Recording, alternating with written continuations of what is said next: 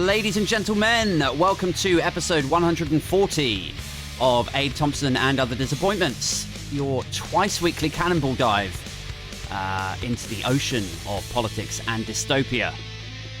If it's your first time listening, congratulations on using your ears. But also, welcome.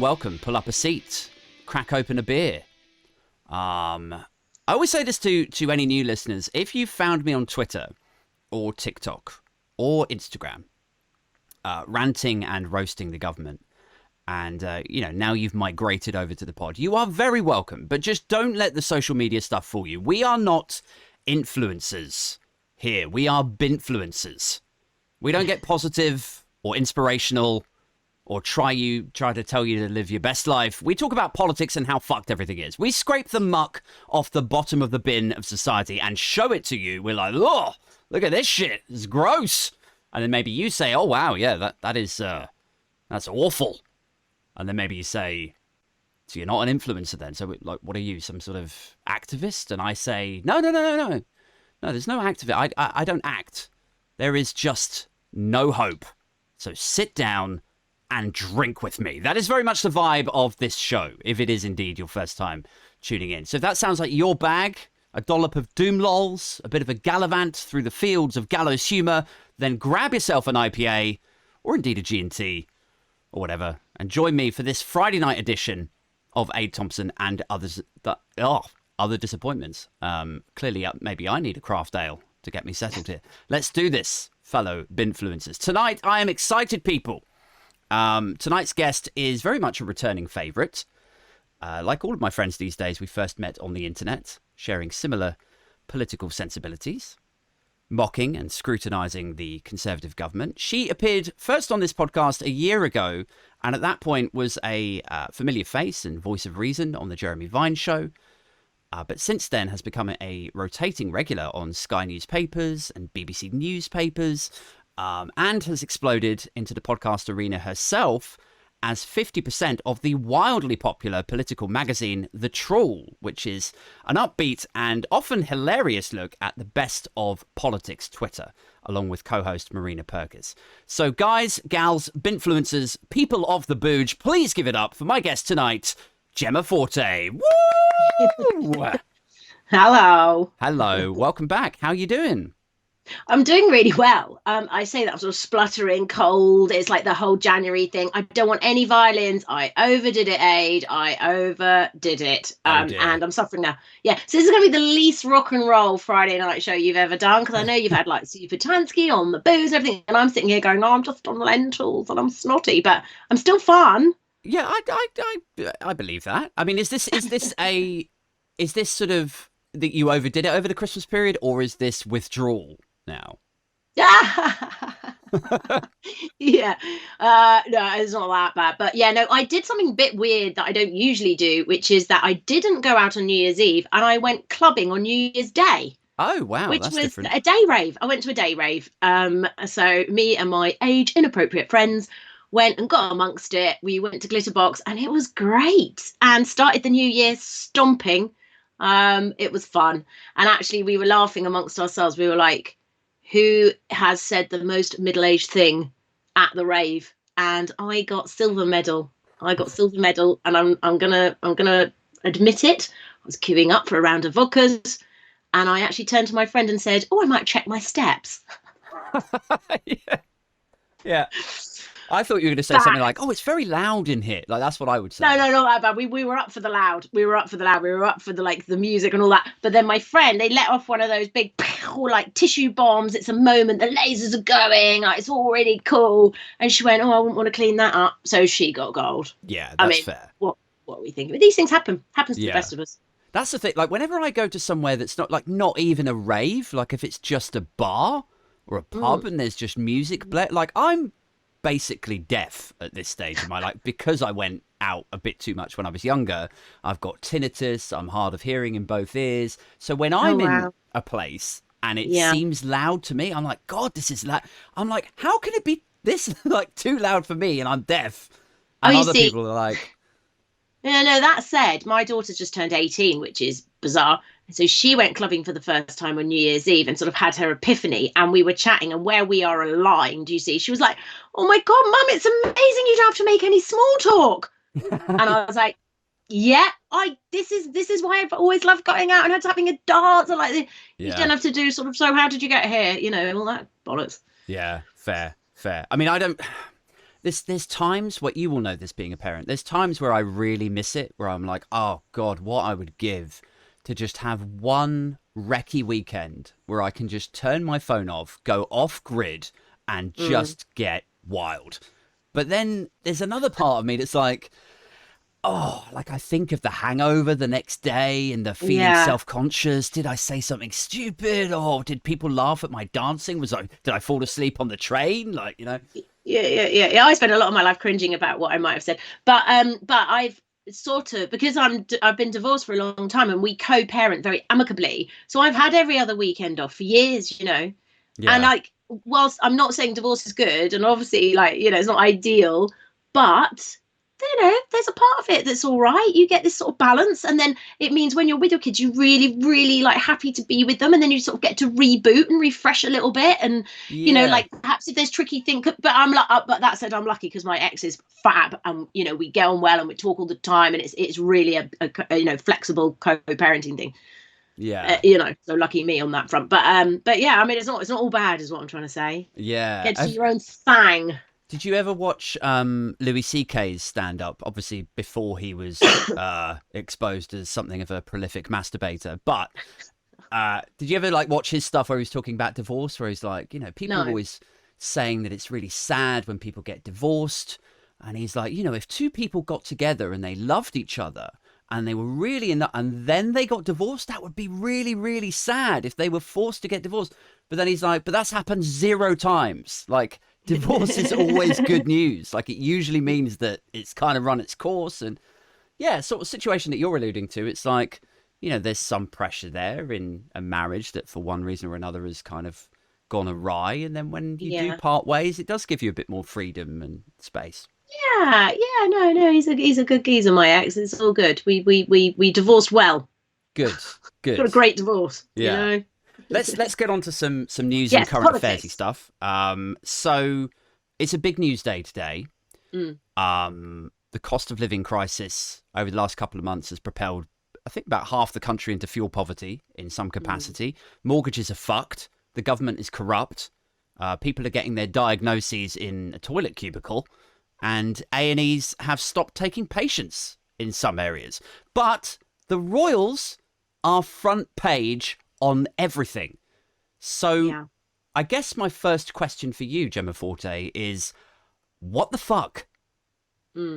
I woke up this morning and I had a look at and on the Sky app they do all the front pages, and I actually did a tweet about this. I collated all the front pages and I was like, so 500 people are dying needlessly a week.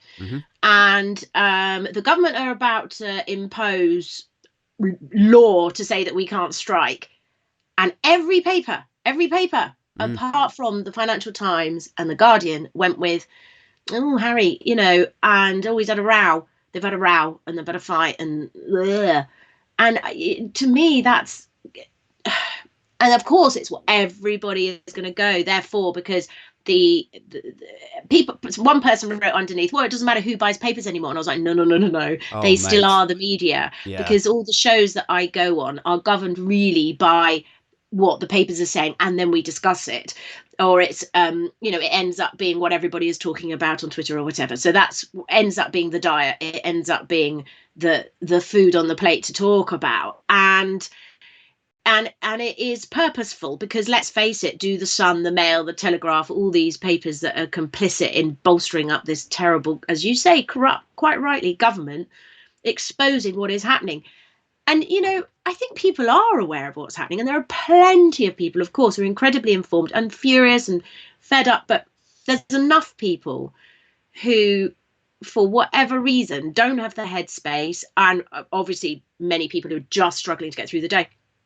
And there's also people who, unlike myself, are really happy for that to be the main talking point, because Okay, I mean, there was I'm not going to say who, but somebody I go on telly with like replied to my thing, and I just ignored it because she said, "Well, I don't care about the NHS. It's always." And I just thought, "Oh God, I can't relate." And she said, "The royals are escapists." It's like, what? Yeah. We're a nation of morons, It's you know. like, it is like a sort of soap opera that a lot of the country can engage with. And I understand that. Like, if you lived quite a boring life, maybe the salacious details of a family and two brothers falling out, and like, maybe it would be, Mm, it would tick a box for you in some capacity. What I don't understand is what the draw is for political editors or editors of publications to just sprawl this shit out when there's so much other stuff that's going, like the government corruption shit. Like, whenever I say the government are corrupt, people usually step into the conversation and say you're being hyperbolic or you're being hysterical. It well, you're is not. no. Look at the VIP PPE lane. Like they're absolutely sorted Yes, their mates out. it is a That is matter of corrupt. I fact. mean, Boris Johnson put Alexander Lebedev in the House of Lords. He's the Baron of Siberia. Yeah. Because why? Well, I mean, that's a whole nother conversation, but that is corrupt. You're not being, what is it, hyperbolic? Hyperbolics? Could be either, really, couldn't it? Hyperbole. You're not being over the top. Yeah. Okay, I've just had a thought. So years ago, in fact, when I lived with my husband years ago, I remember before kids, so Lily's 18, long time ago, we used to get on a Sunday, and this was back in the day when we'd invariably have been out on a Saturday night, wake up on a Sunday, those lovely sort of pre-kid days where you got a bit of a hangover and the day is yours. Do you Yeah. remember that? And you wake up, have a cup of coffee, and then it would be, he'd have always gone to the shop and got our papers of choice, which would be like maybe the Observer, but definitely the Times every week. And then we would pick up a copy, and I don't mind admitting, of the News of the World. Yeah. And then what you do is that's the one when you've got a hangover. I didn't have hangovers every weekend, by the way, but on the weekends when you might, that's the one you're like, fight over it. No, I want to see. No, I want to see. And we were part of that population that we'd put our money into that kind of, because the gossip was like insane. And of course, I totally understand how immoral the depths of that they sunk to get those stories. I am anti that, la la la la la. I wouldn't buy it now, all of those things, but we did then. And it would be something like, so-and-so's put a hamster up their ass, or, so-and-so slept with so-and-so and said X, Y, and Z. And then it would almost be like, okay, toss that to the side. That's the old rubbish. And then you read the paper. Yeah. That was sort of like how it went. And what we're looking at now is that sort of today, anyway, at least, the papers don't always do this. So the papers do some great work still. Sure. Not all of them. But the fact that you've got only two today who went with the strike stuff, and that really scary tyrannical law that might come in, then you've almost, now you're at that point where just give them the light old tatty gossip, which is, I think, I did amuse me to see that Harry once went to something and had frostbite on his penis. Fine, that's funny. There's a place for or that. did they have a fight? I actually haven't really even engaged with it yet, but I think they had a fight or something. Like, that's vaguely gossipy, but I'm not one of these people who's massively tribal about it. But to have 18 pages and for it to be discussed for hours and hours and hours in depth, I'm not going to switch the telly on today.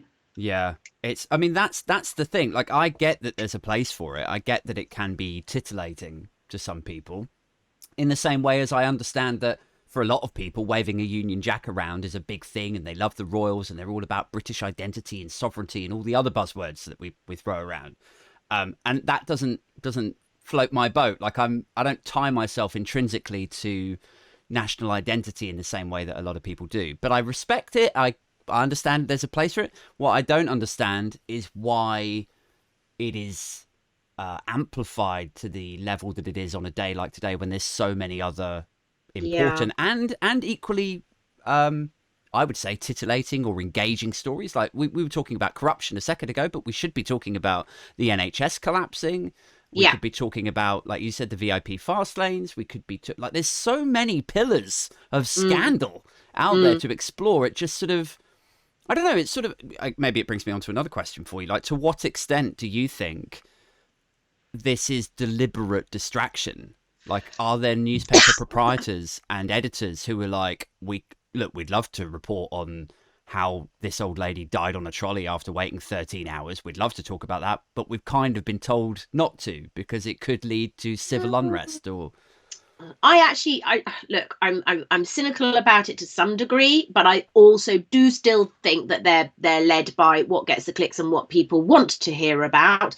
And I also do appreciate that as somebody who's very immersed in the world of news and politics, it's a pretty grim place to be. There hasn't been a lot of good news for a long time. Like, we're not getting any announcements where you go, oh, that sounds brilliant. Oh, that sounds really great. Oh, they've come up with a plan and it sounds really imaginative. Oh, great strategy.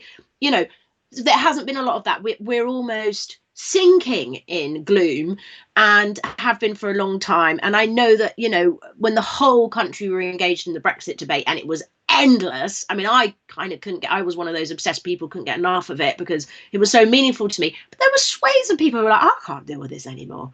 I cannot. And I do think it's important to understand that that apathy is really doesn't mean that people are thick or, you know, anything. It just means perhaps they understandably think nothing I can do about it.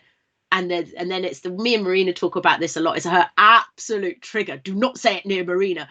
But because when people say they're all as bad as each other. Oh, mate. And it is. It's awful. It's awful because it's like, no. Like, if please, because, you know, I'm not saying the other lot are perfect, but like this lot are particularly heinous, and so that's really, really dangerous. So how do you tap into the people? I don't know. What you've got to do is make talking about strikes sexy. You've got to make talking about you know, really difficult stuff, economics, interesting and relatable and accessible, and put it into people's lives in a way that they will get. And I quite think it's useful when I go on telly sometimes to have some facts that people can get their head around. So like one that I've wheeled out, probably people go, oh, she's not saying that again, but it's great, is that it's not great, it's awful. More food banks in the country than there are branches of McDonald's, because I think most of us get that there's a McDonald's every town centre that you go to, right? So then you're like, really, are there? And then they get Googling and they go, oh, well, Trussell wise there's slightly less than there are branches, but oh, you add in the other ones, oh yeah, there are. So I get that. I understand you need to take these concerns and then market them to people in a way that makes sense to them, and ideally is engaging, and ideally could be entertaining, right? What I don't understand is, like, so that makes sense to me in a scenario where we're talking about stuffy Bank of England figures and, you know, a normal political parliamentary term where everything's a bit boring and everything's just a lot of grey-haired men in suits in the Houses of Parliament, blah, blah, blah, 2% growth, and like just boring beige output.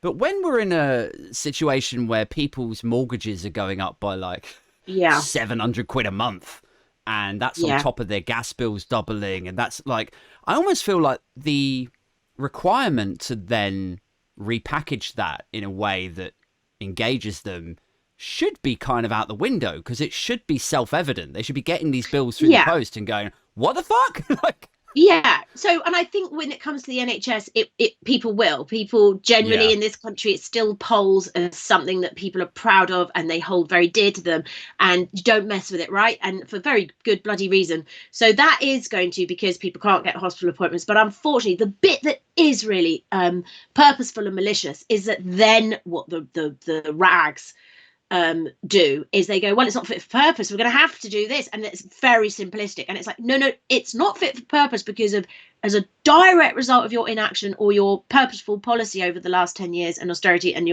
and that really at the heart of that, again, I believe is purposeful, because it doesn't sit right with Tory politics, like to have this lovely thing that you can't profit off. You can't cream it off. You can't, well, I mean, they are, but they haven't been able to. It's a public, it's not for profit. And so that bit is the bit where I go, wow. It's not so much like reporting on Harry and Barry and Meghan, I was about to say, Harry and Meghan and Harry and William and all that shit. Because I think people actually, there's a mass market who want to hear about it. But the bit where they turn you against the unions, the bit where they turn you against the people who are on strike, and that's where you see like Richard Madeley doing his stuff with Mick Lynch, and you're like, well, what's that all about? Because I'm not saying, again, like Mick Lynch, I don't share all his politics. I think he's amazing, but like, you know, he actively wanted Brexit for reasons, you know. But he is, you know, when they go, oh, he earns 80 grand a year, and you think, so bloody what is he not allowed to? Because he's working class, he works for the railways. Like, he does a really, really massive, formidable job, and he looks bored and fed up at this point of standing around in the freezing cold in his freaking anorak, having to talk to knobs while he does his very best for the workers on behalf of them. And the people that he's fighting for do not all earn that. And so when the right-wing rags start getting dirt on him, or they say, which is what happened with Richard Madeley, and Mick Lynch handled it brilliantly. Yeah, the hospitality industry have lost 1.9 billion. And then what people do, because they're nice, they go, oh, that's awful. All those lovely restaurants who've suffered, all those pubs, all those clubs that have suffered during COVID, and now what, you're making them lose so much money. Oh, that's understandable to feel that. But then what Mick Lynch says is, yeah, you're right. It is absolutely dreadful. But we had a deal on the table and the government took it off. Yeah. And so the head of hospitality, he named someone, is furious with them. Direct your anger to the right places. Yeah, yeah. And it's also, I'm always slightly taken aback when people attack someone like Mick Lynch for his salary. And I think, correct me if I'm wrong, maybe your memory's better than mine. I feel like we might have brought this up the last time you were on. But it's like, if you are from a working class background and then you get to X amount of income, then you're seen as a champagne socialist, right? Yeah. If you're down here, if you're on like 20k or 16k and you're campaigning for the same causes, then it's the politics of envy. So you can't fucking win either way. You can't. But we're all class obsessed in this country, and you know, in one way it brings us fantastic humor because so much of our comedy is written around that, but in another way it's quite exhausting to live in it. And I mean, like, I don't care, I am who I am, and I'm old and ugly enough now to not give a shit. Some people like me and some people really don't, but I think some people also struggle to put me in a box and just go, I'm not quite sure what she is, because she's got quite a posh voice but she seems quite down to earth, and I quite like that, you know. And you're absolutely right, so I get both sides of it, you know, which is fine.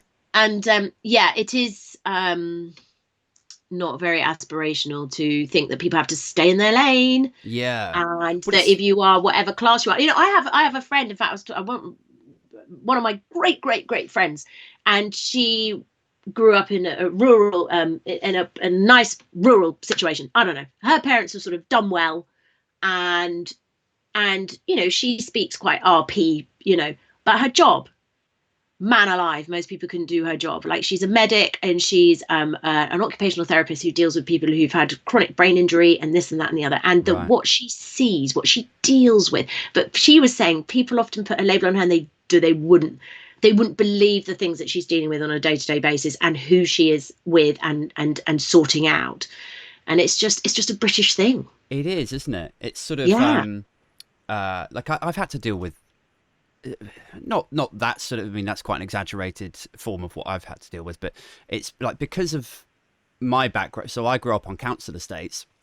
I went to a state school comprehensive, but because of things like unconscious bias, I imagine, has probably played a role in it. Like, I warmed to people at my secondary school who spoke and look like I do, and invariably they were the children of like directors and PR consultants, and whereas like my mum was like a secretary, my dad was like a local radio DJ, and you know, they had split up, and we were in this council house, like they ended up buying off an estate. But anyway, long story short, I was this sort of, I guess, like well-spoken-ish kid, but also from a council estate. So it's like you end up in this thing where you're like who am I? Too council for the rich kid friends that you've got, and then too posh for the kids that are on your estate. It's kind of weird. Yeah.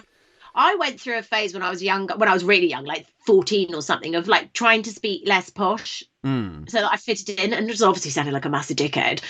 I was about to say, you didn't stick with it then. Yes, I don't do that anymore on telly. Can you imagine? What? Yeah, like that. No, don't do that. No. Just be who you are. Oh, the other interesting thing about this is I have a couple of friends who've done really, really well for themselves. Absolutely picked themselves up by the bootstraps and are phenomenally successful. One of my friends, she's earns an eye-watering amount. She came from a really, really humble, like poor, like working class upbringing. And then the rub with that is her kids. Her kids are like, raised in this massive house, Yeah. and they've never had to worry about money. Oh And man. she's like this sort of like socialist at heart, like la la la la la. And it's quite confusing for her because she can now afford private education and all this. So then that informs her, like, well, what, all that sort of guilt. And then of course, like, well, her kids are, what are they? They're middle class, like 100%. So yeah, it's really interesting, isn't it? Yeah, so we have that dynamic, like myself and my girlfriend. So she is privately educated from sort of Dulwich area. Her mum's got a CBE, like they've got this nice big house, and I hope they don't mind me talking about this stuff, but like they've had quite an affluent upbringing. Yeah. And then here's me, who comes from council estates. Yeah. And now we've got 2 kids, and we were talking about maybe moving back to London at some point. She was like, well, if we move to London, we have to send them to private school. I'm like, whoa. Where is that coming from? But in her mind and her upbringing and the bubble that she's been raised in, that's just a given. Like, you wouldn't send them to a local London school. And I'm like, well, really? Like, just out of the question? It's like... But then, this is the thing, and I hate snobbery. It's my absolute... I hate snobs. And hate's a strong word. I stand by it. But I also don't like inverted snobbery. It's lazy, because if someone's been brought up in an affluent upbringing, don't write them off either, because they could be the best person ever, and it's just ridiculous, and it's also not their fault. We're all just born where we're born to whoever. Let's not be, let's just take people on face value and wish everybody the best. And that's why I want to live, bringing it back to politics, in a fairer society, so that the people that don't have the opportunities, might do what my friend's done and done very well for themselves. And that it goes back to education and to being, having good teachers, having good mentors, being introduced to things that perhaps your parents can't because they're working too hard or they don't know about it themselves. Having your horizons broaden. And that's what upsets me so much at the moment, is we're just getting back to it's never been equitable. Of course it hasn't. And I am not a communist, but just to have less of this horrible gap that we've got at the moment, crushing people's hopes. Do you mind if I ask, so your friend that came from humble beginnings, who now is making good money, did she go through like university and stuff when it was still all free? She's in her 50s, so she went to state comp, but she did get herself to university, and I think she was very proud of that. And I'd imagine she'd have been given a massive grant. And then I think she came out with some debt, but I met her when we were runners and we were getting paid, wait for it, £100 a week for 6 days. And I mean, that was shit then. This isn't because I'm old and it was like, oh, that was loads. It was nothing. And we were, living at home, and we were having to get ourselves to Pinewood, which was miles away, in her shitty old car and everything, which was like this little old Fiat that broke down. So, she's done well. She's done really well. Okay, that's good to hear. I was just curious because, people protest for good reasons to make tuition free again at university. I started uni when tuition fees had just come in, I think a year or 2 years before. She's older than you, so I didn't go to university, so I don't know. So I'd imagine it was affordable, put it that way. And it's such a giant thing, isn't it? It's like you can, if we're focused on social mobility and like giving people a chance to just get their heads down and work hard and get on, as David Cameron was saying, then you need to give people a route to achieving that sort of stuff. And slowly we're going backwards, because I'm back to saying to my kids now, I'd maybe consider not going.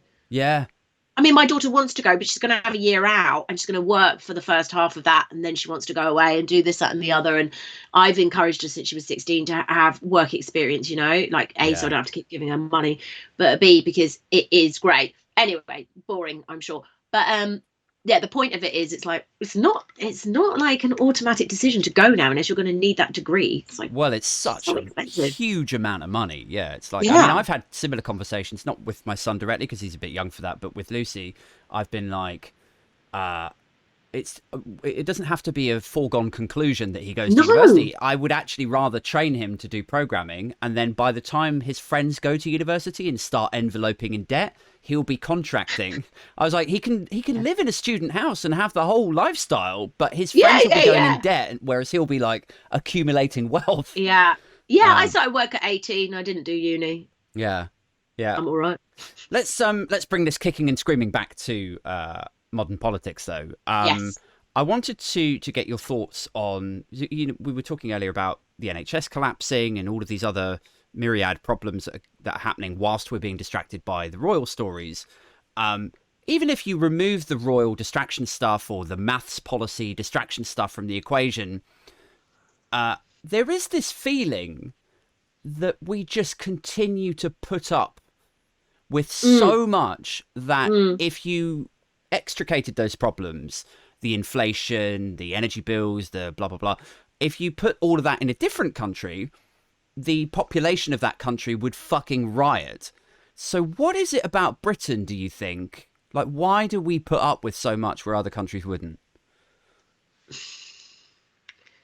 I mean, it's extraordinary, isn't it? Like, I am thinking, how much more of this can we handle? Yeah. How much more damage? Like piss off, Sunak. Like, you haven't got a mandate. You weren't voted for. You're ineffectual. You're crap. I don't think there'd be a few people who'd vote for him, but you're not saying anything. Like, most people don't want you there. It is so time for an election. You know, you've had your lot. You've had years. Go away, and yet we'll just yeah. I guess he's the prime minister. I don't know, because I agree with you. Maybe it's British temperament. Maybe it's because we're too lazy and we need someone else to organise it. Almost like a bit like with our social life, when you're like, we should all get together. Yeah. And you're like, yeah, definitely, that'd be really nice. And then no one does anything. I mean, I'm quite good at galvanising people and organising people. Maybe I need to start it, because like, I'm up for it. I don't want a violent riot. But the other thing is, Ade, maybe we're Brexited out and we put all our energy into that, and we now realise it's futile, because I went on those marches. I was at that massive march in London, and it didn't make any difference. I would go again if you had said to me, next week there's just get this government out, we've had enough, everybody who's had enough, show up. Yeah. But also the other thing is, that's easy for me to say. I'm quite near London. They tend to be in London. So I'm going to go from the point of view, if somebody here is watching, listening to this, and they're like in Preston, they'd be like, well, fuck you, there's a train strike. It takes a long time. So if someone said to me, and it's in Preston, yeah, would you be prepared to go there? Cool enough? Am I like nice and like active enough? Or would I be like, oh, do you know what, guys? Absolute solidarity, but I'm just going to tweet about it. Yeah. Maybe it's just laziness. I was wondering if it's like part of our, like, we tend to be quite a reserved people in Britain. Yeah. Like, it's all about, stiff upper lip, maintaining politeness. Is there an element of that where we're like, well, we don't want to show that we're too pissed off? You know, that might be considered rude. Is it that we all have an outlet to have a whinge on social media? So I like woke up this morning and I go, rah, rah, rah, rah, rah, and then I get up and brush my teeth, you know? Yeah. And so perhaps back in the day where you didn't have that outlet, I don't know, say it was just like when there was only Facebook or something. Do you remember that? Yeah. And someone, you haven't had anywhere to put this anger. Yeah. Then perhaps someone would go, right, we're all meeting. And maybe that's part of the reason. So I feel like every day I'm doing my little bit of activism by writing these tweets that probably only my echo chamber, like, and then I don't know. I was on Good Morning Britain the other day, and I don't know why I've suddenly thought of this, but it just made me laugh. Like the Express, whenever I go, like the Express only on the digital content, they just hate me, which is fine because I hate them. And I've said it before, hate's a strong word, and I mean it. So they put me in, and they were like, this shouty woman. They know my name, right? And they referred to me as this shouty woman 3 times, which is funny. And they always choose the worst screen grab. So I'm like, so it looks like, shouty woman. And it just makes me laugh. I don't give a shit. I don't know anybody that reads the Express. And it's kind of a badge of honor. but they were like, everybody had to switch off. And it's like, what are you basing that on? Yeah. Like, what are you basing that on? And it's like, it's fun to rile the right people. Yeah. But it's fun to rile the right people. But then it's nothing, isn't it? It's a drop in the ocean. It's we need a riot. Yeah.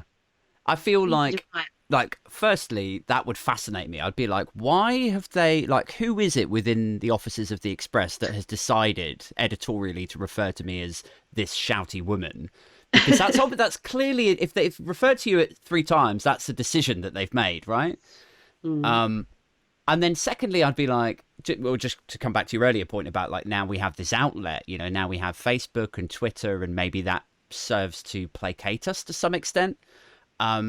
But then so do the French. You know, other countries have Facebook and Twitter as well. Yeah, that's true. And they kick the fuck off. Like, I just wonder how, like, what's that saying where they say every civilized society is actually only 3 meals away from riot. It's something, I'm sure I'm butchering the quote. Yeah. So I do wonder if things do continue to get as bad, like if we carry on down this trajectory of decline and deprivation and bodies on trolleys in wards, and at what point will people not have the money to feed themselves? The food banks are already exploding. I know. When the food banks start running out, people are going to get angry, and they're going to find some way, train strike or not, to get up to London. It's just like, it's almost like it's been such a drip, drip, drip, drip. Yeah.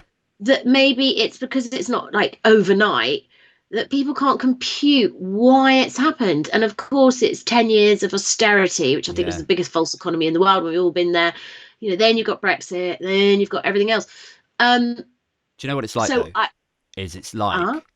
it's like a really well-written political drama where, like, you're talking about, like, drip, drip, drip. It's like they've just peppered each season with a little bit of chaos that at the end of the 5th season or whatever we're at now, after Brexit, cost of living, NHS, blah, blah, blah, now finally the end of, like, all of these plot points are all going to come together and it will explode into some god-awful fucking Gaddafi shit. Like, it's a terrible point. It's really terribly sad to see. Your point about everybody's only missing 3 meals away, and made me think of an A&E doctor called Dr. Andrew Mayerson, who I've interviewed on an NHS special, and also he's great on Twitter and stuff. He's a real activist. He's at all the rallies. Yeah. And interestingly, he's American, and he's over here working. Bloody foreigners, eh? Bloody foreigners coming over here and taking our jobs. Yeah. And he just says, you know, as someone who grew up with the American health system, I can't tell you what you're losing here as you see it destroyed. But he was describing how in A&E in the last year, he's been hit, like physically assaulted 3 times because, like you're saying, back breaking point, if you were sitting with a relative that's in agonizing pain, and you're their partner or you're their daughter or whatever, and they're not getting their attention when you're knackered and you're stressed out your nut, and then they're not being seen, and then they're still sitting on a plastic chair, that is spilling out into disaster, and then they're getting like punched, and that broke my heart because he's still getting up every morning and going to work, where I mean many aren't, and I do not blame them. Yeah. They're just going, I can't do this anymore. It's too stressful. The only way I can manage this stress is to not do this job. Yeah. And that broke my heart when he said that. I was so upset. And there were other things that were said in that thing. And where's the anger? I know where mine is. I get to rant about it. But where is the collective anger? You are correct. We should be at Westminster with placards, just going, get out, physically dragging them out. Enough is enough, you despicable bellends. I'm going to go bellends. I thought you were going to drop the C-bomb there for a minute. There was so many ways I could have gone there. I did, you know. But I also did guested on something yesterday, and there was this chap, and he was real like that, and he's there going, well, I think Liz Truss said some very sensible things, and the thing about the NHS is a political monster, and I mean, he was so far removed from my politics. He was really not my cup of tea. And then you go, oh wow, oh okay, yeah, people like that exist. Yeah. But then how do you, like, so this is another thing I was going to ask you is, so you're on a few panels, you have healthy debate with people. They often sit on the opposite side of the political sphere to you and me. And I always get the sense that your arguments, your angles are, the foundations of them are quite solid. They're rooted in logic, facts, figures. You do your research. They're articulated in a way that's accessible to people. And then the camera pans over. You're welcome. You've earned it. Then the camera pans over to the other person who is, you know, we won't name names, but it's going to be some guy over here in a suit. And he just and it is usually a he, gets to just dismiss it, and it's just scoffy and it's just arrogant. It's like, what a load of rubbish. Oh, we've heard all that poppycock before. And there's no logic there. There's no fact. And it's so frustrating to watch that happen, because it's like, well, hang on a second. Her methodology and argument is more scientific than yours. Like, where are you coming from? You don't get to just dismiss it, you know? Yeah, and I there's so much to unpack there. And what I will say is, I was on with a woman the other day who said the words out loud on telly, I don't care about climate change, it's boring, and I just want to think about the cost of living. And I was like, had to explain that it's linked. Like, if you're worried about the price of food and water and energy and house repairs and all of those things, then hold on to your freaking hat. Oh, you're worried about immigration as well? Oh, well, when swathes of people are displaced from their lands, let's see what happens. Anyway, we won't go there. So I'm just trying to say, it's not specifically a male thing, but it is very interesting that you spotted that it's often thing. And I will be honest, I pointed this out to a few of my female colleagues. I was like, have you noticed that we all prep? And they don't. Yeah. And the more there are, honestly, I go and I am very, firstly, because I'm like, well, who the hell am I to go on and say anything? What do I know? So I better have my shit written down. I better have done my homework. I better have looked this up, because if I'm going to say something, I've got to back it up with a bit of factual information or a statistic or some evidence, or where am I basing this? What am I basing this view on? It isn't enough for me, knobhead, just to go and go, this is the way it is based on just what I feel, because that's not good enough when you're going on telly, in my opinion. Yeah.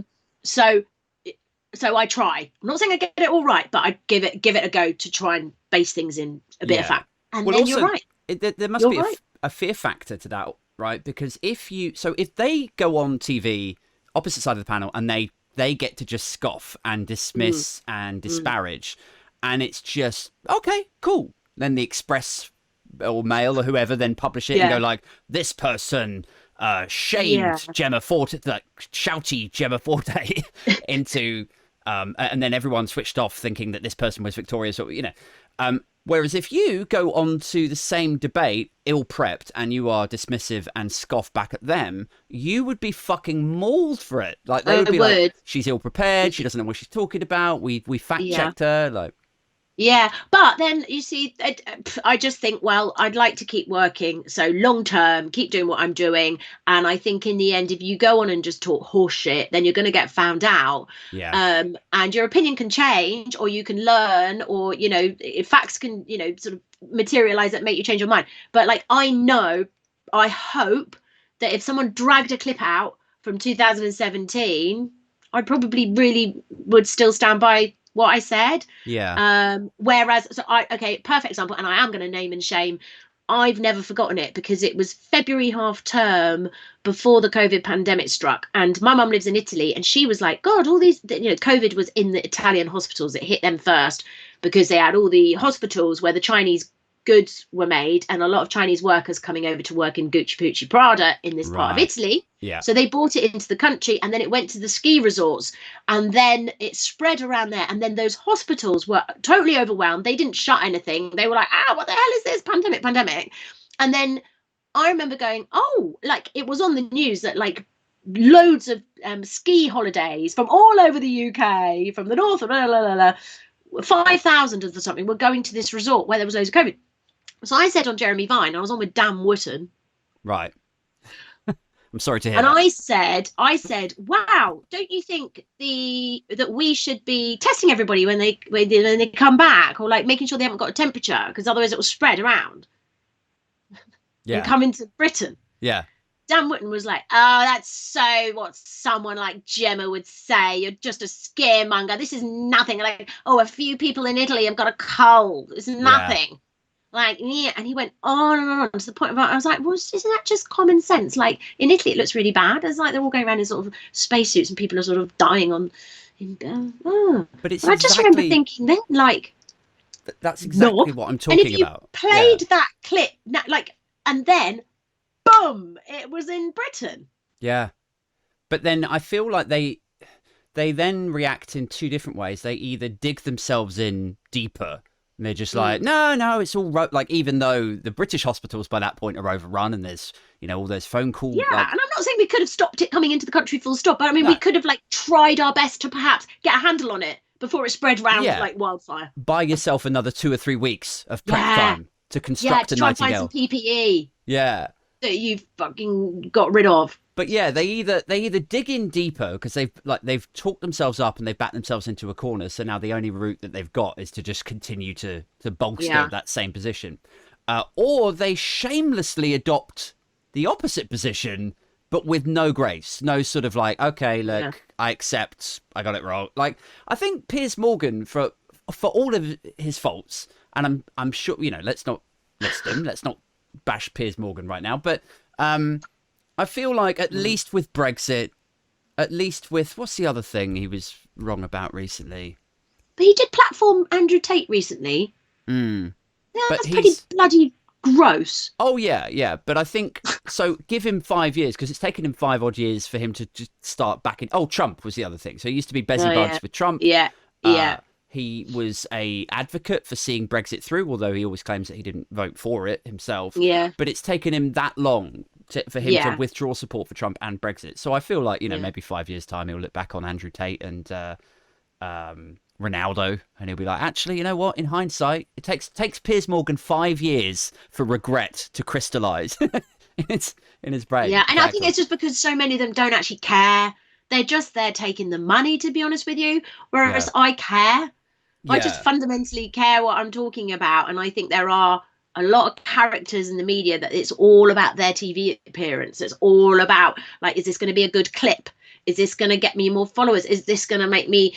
And that's not my, like, reason for being there, really. I don't know.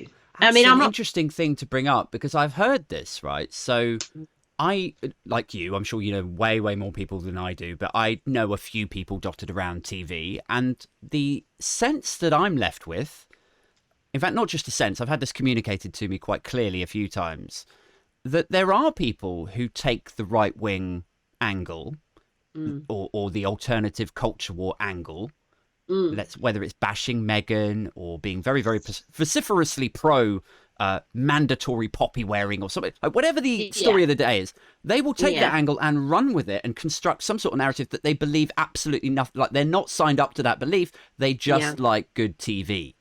Yeah, absolutely. I mean, look, if you go on GMB, okay, you get a really good traction. It's a very, very hugely watched show. And you get a lot of social media, sort of like, you get a lot of new followers and stuff like that, right? So it's a good thing to go on. Cool. And I've done it a few times over the years, and then they haven't used me for ages, and then I did something the other day. But that's not the point. The point is, within that interim, there have been 2 or 3 times when they've rung me, but they've said, could you talk about this? And I have had to say no, even though it's like, oh, I wish they'd asked me to do something that, like, I can talk about, because I would like to go on. I like going on there. I want to go on there, but I don't want to go on there and talk about something that I don't think or believe, because long term, I don't think that's going to do me anything. But what they can easily do, because it's GMB, is then phone another 50 people who will say yes. Yeah. Because, and so, I mean, there was one time even they said, oh, can you want to come and talk about Squid Games? And I was like, oh, I haven't seen it. And they were like, well, could you? And I was like, I haven't got time to see it. And they were like, well, and then I was like, no, like, I can't go on telly and talk about something I haven't seen. Yeah. But I think some people would. Yeah. Well, I think some people would just quickly, like, pull out a Telegraph or Guardian review of it, and they'd be like, yeah, okay, I could probably paraphrase that. Yeah. So I mean, that's a weird example, but and it's just, and you can tell who they are, the ones that are like that. And then but I also meet a lot of people who are really passionate or really believe or very just invested in the world of politics and find it endlessly fascinating. And I like going on with those people. I prefer it rather than just someone that's just spouting for the sake of it. I mean, weirdly enough, the ones that you go on with where it's just they just talk bollocks, you do get better traction. Yeah. And it's easier to sort of like win the argument if that's what you're about, which I'm not. But weirdly, those are the ones that you end up getting picked up. But I'd rather always go on and have a nuanced debate because I'm boring. Do they ever, like, and again, I'm not going to ask you to name names, but have you taken part in debates where the producers or whoever have said, we want this to be fiery, we want this to be clickable? No, do you know what? They really don't. And, Really? and I think that's good to dispel that myth. They don't tell you what to say and they don't tell you how to be. That said, if you weren't at all opinionated or argument, you wouldn't get booked. And I know that I'm gobby enough and feel what I feel strongly enough, which is probably why I get rebooked. Although there's one place at the moment where the other day they were like, well, that wasn't, they did say on the back of it, they were like, there wasn't much conflict there. And I was like, well, there wasn't much to get conflicted about in the topics. And if they don't book me again, that's fine. So I think a lot of them are looking for that. Yeah. And they deliberately book guests that they know are going to clash. And I'm always on, like, Jeremy By, which I love going on. But, like, you're always with someone you disagree. And that's just part of it. And, of course, Jeremy keeps non-biased. So if I just sat there and was, like, wet weekend and didn't believe anything strongly, you wouldn't really have a show. But where it annoys me is when you come off at the end and someone goes, like, who's just talked, like, a really full-on argument. Yeah. And I assume they mean it. They turn around and they go, gave them what they wanted there. And I think, wow. See, this is what I've heard is like people will meet up in green rooms of these shows and they'll be like, I don't believe that shit. You know, I'm not really. Yeah, I've heard there's quite a few people who have said that to me and I'm always staggered. Yeah. Me and Marina talk about it quite a lot. We're like, to, you know, personally. But it's like, I can kind of understand the financial motive to adopt a position that is engaging and will spark a debate and strong feeling to generate good TV so you continue to get booked. You've then got that income stream. I mean, it's a self-serving way to be, but I understand it. But the thing that's fascinating about it is psychologically, it's like it takes one kind of person to do that, then it must take a completely different level or like refined subset of lunatic to do that and then go into the green room and almost brag about it. To go, I don't believe any of that shit. I have no integrity. But like, I'm gonna, without sounding like an old fart again, if you're looking for longevity in your career, if you're looking to do this sort of thing for a long time, or if you want to be able to sleep at night, like it's not the route, right? And it doesn't take much to trip yourself up and come out with something that's gone over the line and that is no longer controversial. It's just really objectionable and disgusting and rancid, and then you're just going to get a reputation for being a lunatic. Yeah. Well, this has been fun. It's been Jemma lovely. Forte. Yeah, it's been really good to catch up. Thank you so much for joining us this evening. If you guys are listening or watching this and you're not checking out the Trawl podcast with Jemma Forte and Marina Purkiss, obviously go and download that and subscribe to it now. It's great.